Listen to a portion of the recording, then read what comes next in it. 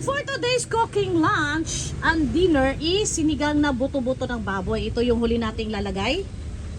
And sili sinigang.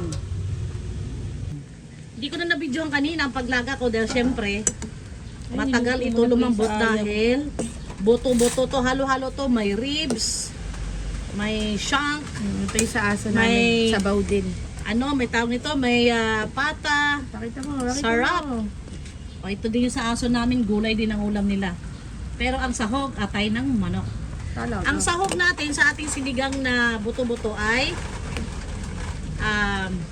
mustasa, ano ba to? Yung puti na to, nakalimutan Labanos, ko na. be, labanos. Labanos, mustasa. At saka, puso ng saging. Ayan, puso ng saging. And, gabi. Nasa ba si gabi? Ayun. Ayan, gabi. So, hintayin ko lang matinding kulo para maluto ang ating banana blossom o banana's heart o puso ng saging. Ang daming alam. The taste is already good. Tama na siya. Kulang sa alat. Basta kulang. Asim? Alat? Lagyan mo ng paminta. Patis na lang. Meron na paminta yan. Kulang. Kulang pa? Paminta?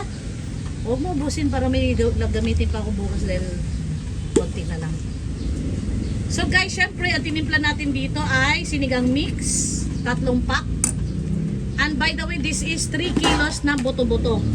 Ayan o, 3 kilos na buto-buto. 230 ang kilo nung buto-buto. Magandang buto-buto to mga ka-Superman, pinili ko to, malaman to na buto-buto. Alam mo, maganda sana. Siguro, o ano? Kung may sinaing tayo. Meron ito. Wala tayong kanin, siomay yan. Hindi, nandito siomay oh. Kanin to. Tuksan mo. Oh, siomay. siomay. Ang problema mga ka-Supermam, luto na ang aming ulam, wala pala kaming kanin. Ang galing ng Supermam. Naubos na pala kanina ang aming sinaing. Akala ko may natira. Pero mabilis naman. Mabilis lang magsaing, kaya no problem. Ayan na, kumukulo na, hintayin ko lang na maluto ang ating puso ng saging.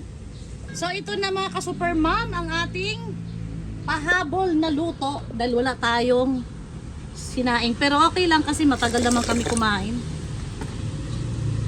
Katulad niyan, luto na yung aming sinigang na ulam. Oh, pero hindi naman kami kakain kaagad niyan. So ito na. It's time. Ihalo na natin o ilunod na natin ang kangkong. Itong kangkong guys, 3 taling maliliit na tali. Diyos ko men, 15 pesos ang isa. Pero kung sa palengke to, itong 3 tali na to, 20 pesos lang to. Sa kapitbahay lang kasi kami bumili. So ilublob natin ang kangkong para maluto. Kangkong papait. Ayan. Maamoyan lang ng ng init. Okay na to. Luto na tong kangkong. Kasi sobrang init pa ng ating kalan. Kaya hindi to kailangan na yung sobrang kulong. Ayan. Ito na mga ka-Supermam, ang sarap ng aming ulam. Lalo na ngayon ay maulan-ulan. Look, gaano kalambot ang pata kita mo yan, very shaky na yung yung lama taba at saka yung litid ng pata. Sarap. Halo kasi to. Buto-buto ng ng buto mismo ng baboy na may laman at saka pata.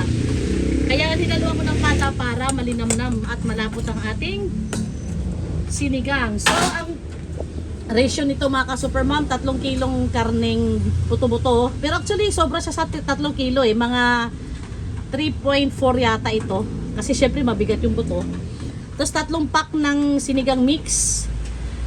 Labanos, puso, gabi, kangkong.